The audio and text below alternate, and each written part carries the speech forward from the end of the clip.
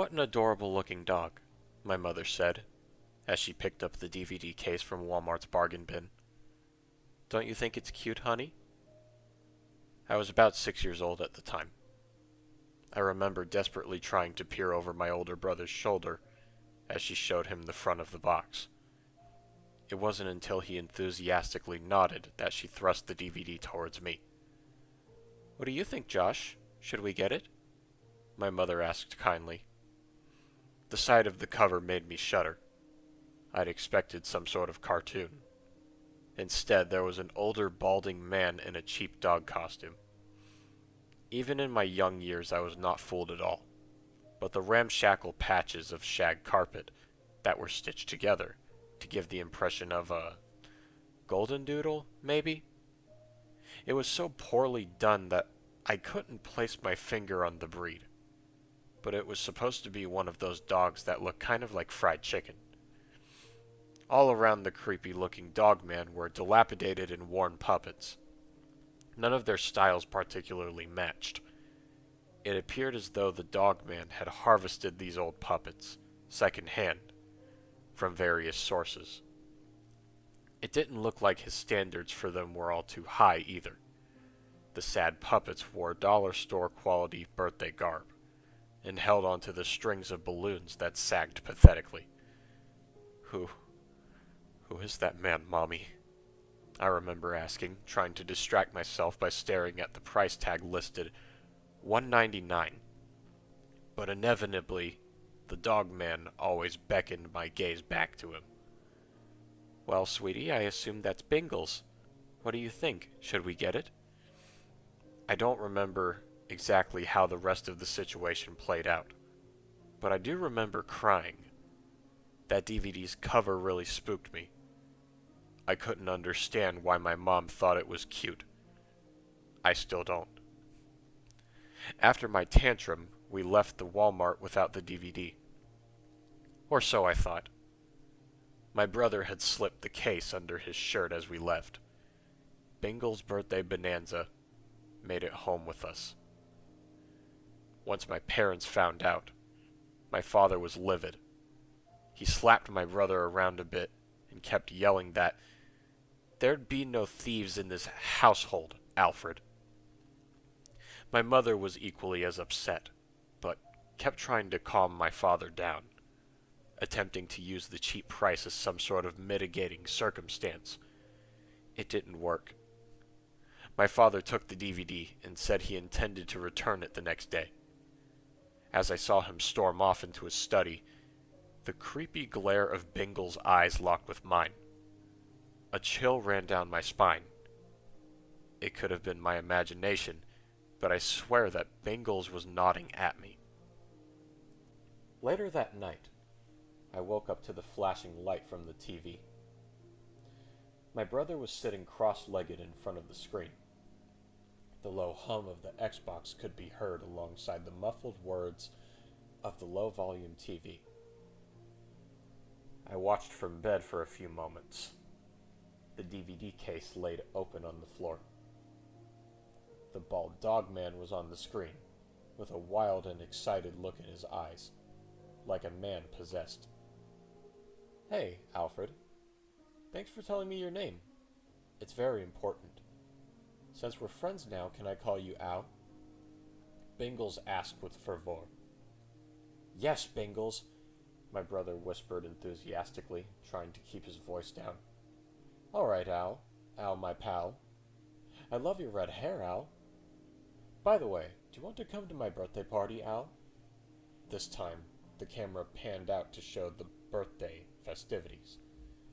It looked as though Bingles had set up some cheap plastic lawn furniture in the woods, and placed all the dilapidated puppets around. There were 2 empty seats, and a gross-looking cake on the table. And when I say gross, I mean disgusting. There were insects crawling on it, chunks missing, as though torn out by hand, and growths of what could only have been mold speckling the areas not protected by icing. "Of course, Bingles," my brother responded. "But I'm grounded. My dad says I can't see my friends for a week. But Al, we're not just friends. We're best friends, right?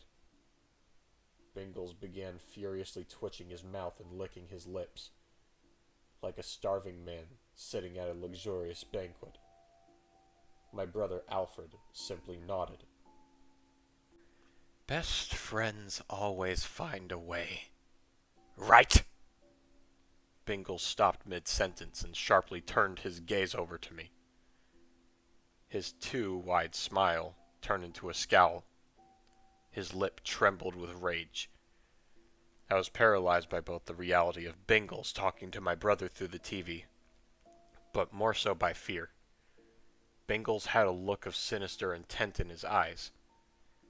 I didn't know what he had in mind for my brother, but I wasn't about to find out. Josh, you're awake? You should meet Bingles, my brother said excitedly. Mustering up my courage, I stormed out of bed and turned off my Xbox. My brother began to scream at me, and within moments, my parents were both in the room. My mother attempted to comfort Alfred to stop his screaming.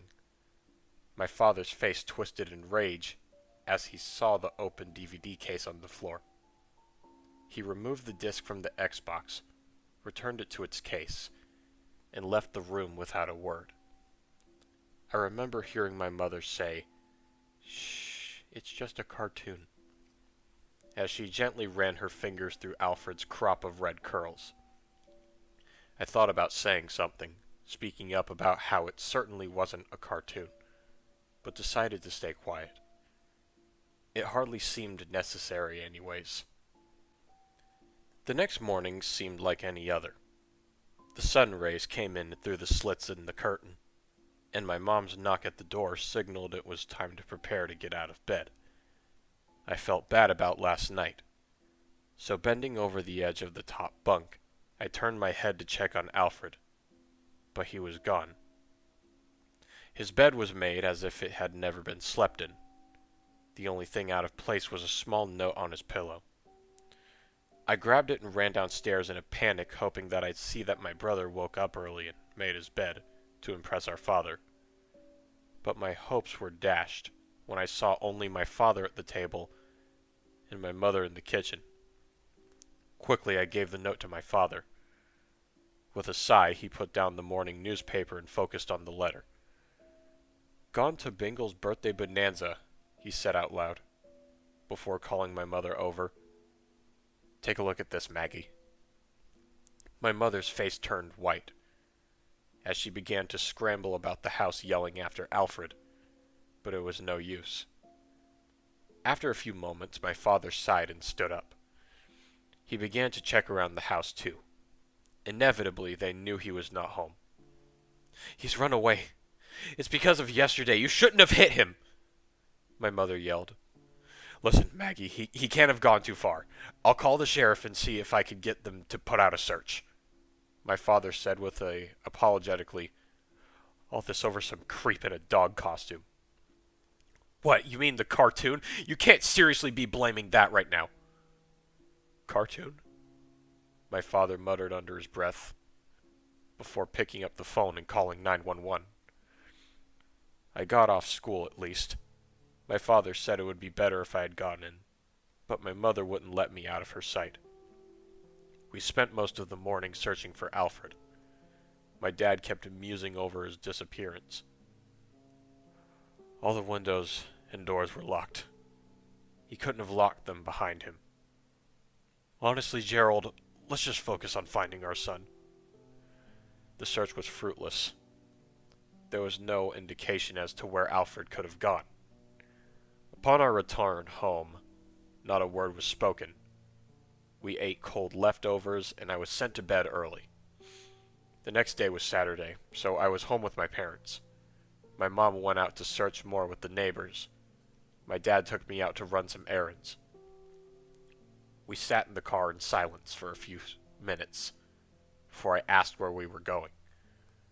"We're gonna make things right," my dad said, as he pulled something off the dashboard and threw it in my lap. I looked down to see the cover of Bingles' birthday bonanza, but something was different. Bingles looked more like a dog now, more animated. One of the puppets was in his mouth, chewed to shreds. All the other puppets had looks of terror on their faces. As I scanned the changes, I spotted something that caused my heart to sink. One of the puppets, seated at a table behind Bingles, had curly red hair. It looked just like Alfred. "Dad?" I said, pointing to the puppet. "I know, son, it's creepy. I have no idea why your mother wanted to pick it up in the first place. It's almost as though she's seeing something we don't," he said, not taking his gaze away from the road. "No, Dad. It's Alfred." The car came to a screeching halt as he snatched the DVD case out of my hands. Now, my father was never a very emotional man. He wasn't very open about his feelings, at least not with his family. But then and there was the only time I saw him cry. Desperately, he tried to fight back the tears. "It does look like Al, doesn't it?" he muttered. Within a few minutes, we had arrived at the Walmart. My father spoke to the lady at customer service and explained the situation. They took the DVD back. That was the end of it. The search was renewed twice, lasting almost half a year, but they never found my brother. It's been 15 years since I've seen him, or Bingle's horrific face. I have almost forgotten what my brother looked like. Why share this story? What's the point? You may think I'm just venting, or that it's all some made-up ploy to scare you, or gain sympathy. For all you care, it is. But the reason I'm sharing this story, sharing it now, is because I was in Walmart the other day, and a little girl was having a tantrum. Normally I wouldn't pay any heed, but I couldn't ignore it when I heard her scream, "But I want to go to Bingles' birthday bonanza!" as she waved the DVD wildly in the air. I'll preface this next part by saying that I'm not an impulsive man.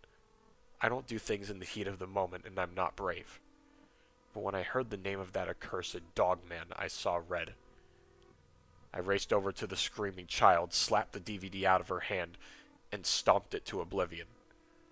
I can't tell you how long I kept stomping for, but by the time my arm was grabbed by a stout blue-clad employee, the child was long gone. I thought about explaining myself, but frankly I felt somewhat embarrassed. I did feel vindicated, too, but it didn't last long. As I was marched towards the exit, I glanced at the DVD bargain bin. I saw Bingles no longer animated, no longer half convincing as a dog. A chill ran up my spine. A helpless 6-year-old once again. It was as if time froze and all I could see was the cover of that accursed DVD. There were dozens of them in the bin. My heart sank as I took in the rest of the details. Stuffing riddled the ground around Bingles. The mangled puppet in his mouth had a familiar crop of red curly hair. And that was Bingles' Birthday Bonanza, written by Tewahway? I can't pronounce your name, man. I'm sorry. Review time.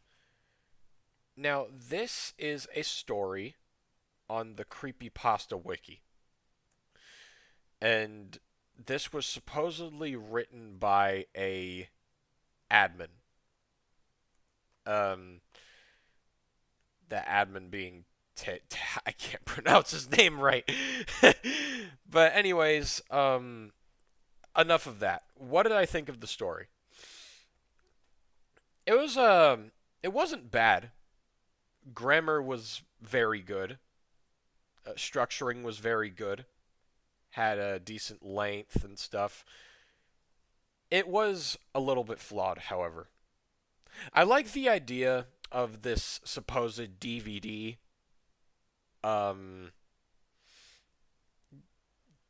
speaking to the kids that watch it and taking them in, inviting them to a birthday party as some sort of consumption of essence, like some sort of drainage of life. I think that is very captivating and kind of tragic if you think about it. That is a really interesting idea, especially with how the father wanted to make things right in the end. How he came across as kind of a jerk in the beginning and then regretted his actions and then came to realize what the DVD really was doing, what the intentions were. You nailed that part. However, I'm going to point out the flaws real quick. First of all, if the father saw that there was supposedly a puppet that looked a lot like Alfred in the DVD, why didn't he destroy it? Why did he just I just why did he decide to take it back to Walmart? I don't understand. If this DVD is the reason why their son is missing, why did he take it back? Why didn't he just throw it in the trash or in some place where it can truly be destroyed so no one would have to go through the same problem? That's my question. The DVD case showing the eventual decline of his brother's life is really cool. Like, that's something I haven't seen a Lost episode do, like, in a very long time. I'll add some points for that. Another flaw I want to point out is the dialogue. The dialogue, with the disclusion of Bingles, because he's supposed to be cartoonish, is why is like why do the characters talk like they're from a TV show? It's very simplistic and basic to the point where it sounds like it came from a cartoon, just like Bingles. What an adorable looking dog. Don't you think it's cute, honey? I assume that's Bingles, sweetie. What do you think? Should we get... It's very simplistic. It could be touched upon a little bit more. But... yeah, what I'm saying is that based on what is going on in this story, I think it should have been made clear to the father by now that this was pretty much the DVD's fault. Now, Tewahway. Whatever. This was a good story, but some things could be touched upon. Overall, I will give this a 7.5 out of 10. Good attempt. You did a decent job. But as always, this is simply my personal opinion. We all have our opinions regarding these stories. What did you think of the story? What would you have done to improve upon it? And as always, I will see you all in the next narration. I love you all. Bless.